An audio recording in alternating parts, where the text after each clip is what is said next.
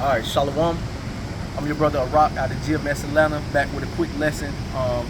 Here Saturday camp. Decided to step to the side and get a quick lesson in. Lord willing, to be edifying. Before I get started, as always, want to give all praise, glory, and honor to Yahweh, Bahashem, Yahushua, Bahashem, Chakodash.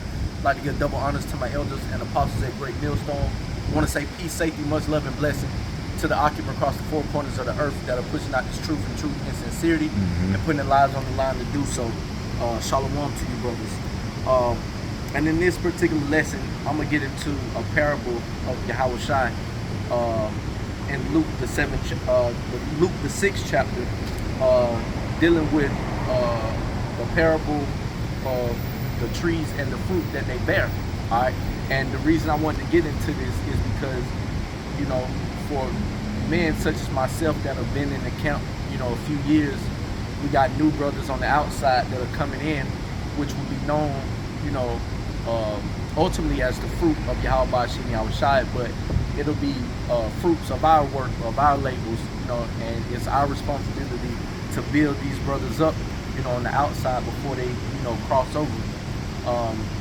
And in doing so, we've been entrusted with overseeing the flock of Yahweh Bashim Yahushai, and this is just a part of it, all right? And a fruit, as it's going to get into, a tree is known by its fruit, all right? A tree that bears bad fruit, all right, was placed or planted on stony ground, and a fruit that, a tree that bears fruit that is meet for repentance, that tree was planted on good ground. All right, and that's what we try to do with these brothers, plant good seeds so they'll grow. So this is Luke 6:43. It says, "For a good tree bringeth not forth corrupt fruit, neither do a corrupt tree bring forth good fruit." So it goes hand in hand. A good tree brings forth good fruit. All right, a bad tree or a corrupt tree brings forth corrupt fruit. All right, a tree will be known by the fruit that it bears. All right, it's not going to ever be vice versa. You see a a corruptible ass tree with good fruit on it, or you will see a good tree with corrupt fruit on it. All right, it doesn't work like that. Verse 44: "For every tree is known by its own fruit. For the thorns men do not gather figs, nor of a brimble brush gather they grapes." All right.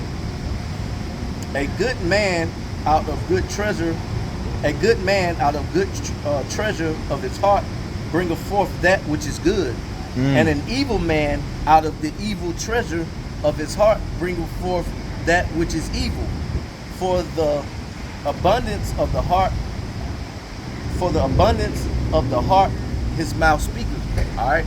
So in reading this parable, is as backwards for you to be trying to build a man up for your own sake, to say, hey, look, I did that. All right, that brother on the level because of me. No, that brother is on the level because of Yahweh Bashim Yahushai. Yahweh Bashim Yahushai used you as a tool in order to build these brothers up. All right, and these treasures that you're putting, these little nuggets that you're putting in these brothers are going to multiply tenfold, man. And then he's going to build another brother up, and that brother's going to build another brother up, and now we have a strong camp, because we're only as strong as our weakest link. Okay. Verse 46, it says, and why call ye me Lord, Lord, and do not the things which I say? Whosoever cometh to me and heareth my sayings and doeth them, I will shew you to whom he is like. He is like a man which built a house and diggeth deep and laid the foundation on a rock.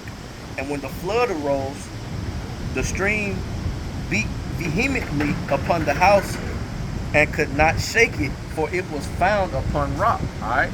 So that goes back into the parable. I believe it's in Matthew 7 of the tree, the houses that were built on stony ground.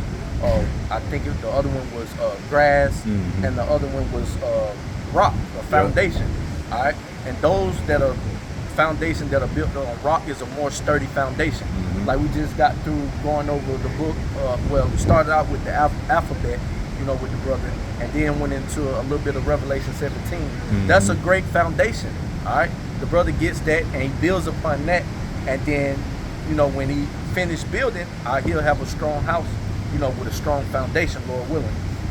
Last verse, it says, "But he that heareth and doeth not." So if the brother heard these things and we gave him the tools and he doeth them not, all right, he is like a man that without a foundation built a house upon the earth, against which the stream did beat vehemently, and immediately it fell, and ruin of that house was great. All right, so if it's not built on a solid foundation and it's built on a shoddy foundation, it won't last. All right, and we all know that faith is the substance of things hoped for, as it tells us in Hebrews the 11th chapter. And when you look into that word substance, it goes into foundation. So the brothers, just using that brother as an example, but all brothers that come out, it starts with faith. All right, they have faith that they are the chosen of Yahweh Bashim Yahushai. That's which brings them out, and then being around brothers begins to, well, it should begin to build them up.